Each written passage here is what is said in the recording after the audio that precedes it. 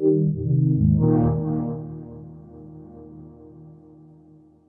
I'm Jade Martin. I'm a hero designer on Heroes of the Storm. So Jay, talk about what you showed new here at BlizzCon 2017. Okay, so we have a lot of exciting changes. The big ones are our two new heroes, Alexstrasza and Hanzo. We also have some gameplay updates. We're pulling out the camera a little bit, give everyone a better view of the game. With all of our new heroes, like Genji with Swift Strike, he's teleporting long distances. You have Chromie with her Q, shooting people from off screen. So we're just giving you a better view so you can understand what's going on during the hectic team fights. We also have some laning changes to maps.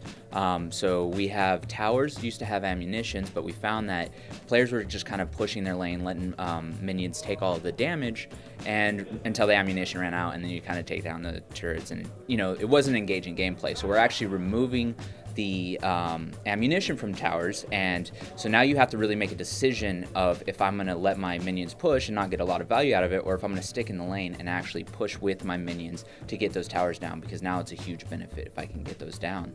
My personal favorite is region globe change we have coming, which previously region globes, when they dropped off the wizard minion, they would last for 6 seconds and they'd only be able to be picked up by allies.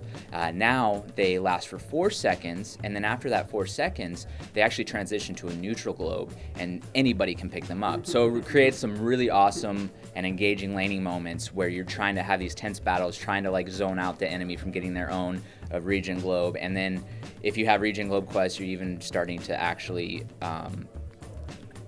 get that quest completed a little bit sooner, which allows you to kind of have a better laning phase. On top of that, we have some stealth reworks coming. So we're actually making the shimmer a little bit easier to see.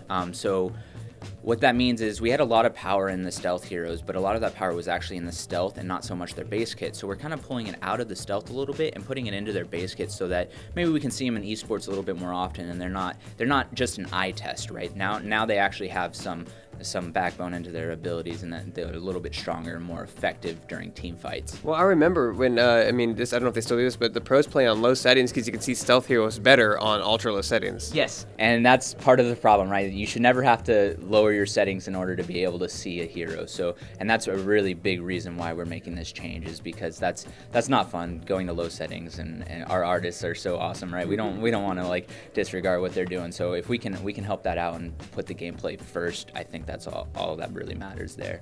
On top of that, let's see. Camps. Yes, the mercenary camps. Thank you. Yeah, so mercenary camps, that's also another big change. The night camps, the wizard minion, when you capture them, actually will have a spell aura around them. So kind of similar to the minions and tower ammunition, when you capture a night camp, you just kind of let it go push by itself, and you kind of had this advantage, and there wasn't really any strategical depth to it. You just capture the camp, let it push by itself. Now you have the spell aura, and it really gives you this moment where you can push with your team and get this huge benefit, because you get 30% reduced damage while you're within this aura. So it's a really strong push that you can have. On top of that, another big one is the Hellbats on the Braxis holdout and Warhead Junction. They actually have a stacking debuff now when they hit anything that reduces target enemy's armor by 5 up to 25. And now it's not just enemy heroes and minions that it's reducing, it actually can reduce structure armor, which is one of the very few, if only, things that can reduce structure armor. So when you're pushing with those Hellbats, who are already inherently tanky, you're also able to put in some more damage into the structures, which kind of can give you that laning advantage as well. And then the other big one is the Siege Giants. Siege Giants, when they're in lane after you've already captured them, they actually have an AoE tack that you can dodge. We're actually putting that into them before they're actually a captured camp. So if you're a very good Illidan who's really good at dodging, you can actually take that camp without taking any damage. So you kind of give this jungler a little bit of an advantage of getting the Siege Giants and being healthy to go to maybe the next camp or go into a lane for a gank. So I think those are the big changes that we have coming to the Nexus.